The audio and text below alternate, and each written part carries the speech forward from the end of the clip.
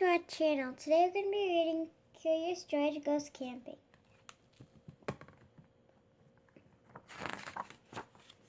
This is George. He was a good little monkey and always very curious. This weekend, George and his friend, the man with the yellow hat, had special plans. They were going camping. At the campsite, the man with the yellow hat unpacked their gear while George looked at all the tents. He saw tents for big families and one just the right size for a puppy. There were even tents on wheels. "Would you like to help me put up our tent, George?" the man asked.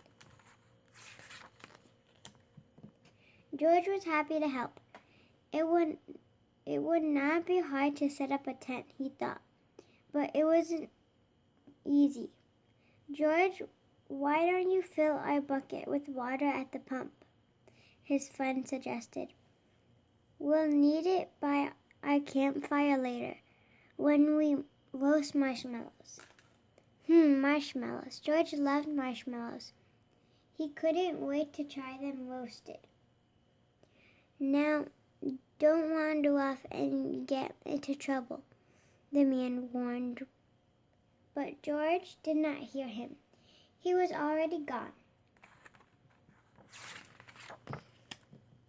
At the pump, George worked the handle up and down. Soon his bucket was full. On the way back the trail, he saw a family packing up. George watched a girl pour her bucket of water on a campfire. The fire sizzled out. George thought that looked like fun. He poured his bucket of water on the next campfire. "Hey," yelled a camper. "We weren't finished with that yet." The camper began to chase George, but George didn't mean to cause trouble. Now he only wanted to hide. He ran into the forest as fast as he could, but the camper's footsteps followed close behind. George ran faster and faster. The footsteps came closer and closer until suddenly they were passing George. Why wasn't not the camper chasing George now? It was a deer. What fun to run with a deer. Forgetting all about the camper and the marshmallows, George ran after the deer. But a little monkey cannot run as fast as a deer in the woods. Before long, George was lost and all alone. He felt tired and stopped to rest. At first, he was worried. He was very far from camp, but there were lots of other animals to keep him company. He saw a lizard sunning on a rock and a squirrel chattering in a tree. Then he saw the tail of a black and white kitty peeking out from under a bush. He was curious. Would the kitty like to play? George gently pulled the kitty out. But it was not a kitty. It was a skunk, and it was scared. The skunk lifted its tail and sprayed. Whew! The spray smelled awful. The animals tried to get away. George wanted to get away too, but he could not.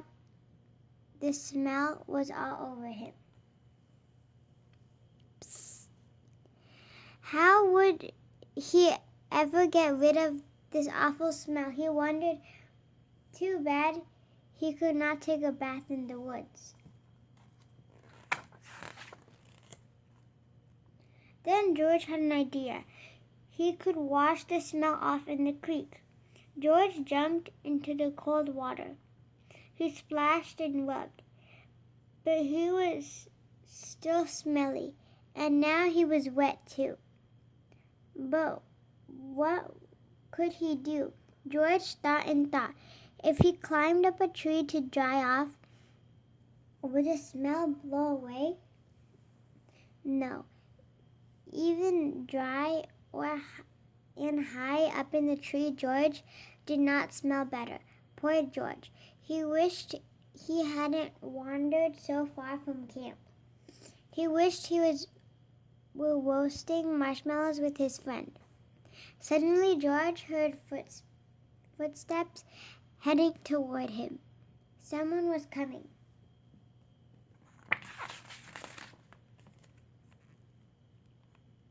It was the forest animals, but they were running right by him. They had seen something scary, and George saw it too. It was a fire. George had gotten into trouble for putting out one fire, but this fire wasn't in the campground. This was an emergency. Quickly, George climbed down the tree and grabbed his bucket. He scooped it full of water in the creek, then began carefully not to spill. He climbed back up, and swung from branch to branch through the trees. When George got close enough to the fire, he reached down and poured the water on the flames. Out went the fire with a big hiss. Just then, George's friend rushed out of the forest with the ranger. "George," he called, "I was afraid you would be here." It's a good thing you were here, George," the ranger said. "We saw smoke from the campground, but you put this fire out just in time." George was glad to help, and the man with the yellow hat was glad to see that George was safe. But he had a funny look on his face. "George," he asked, "what is that smell?" Back at the campsite, George's friend helped him get rid of the awful smell. After a strange bath in tomato juice, George smelled fine. Then the man with the yellow hat invited the ranger to cook dinner with them over their own small campfire. "Fires can be nice if you're careful," said the ranger.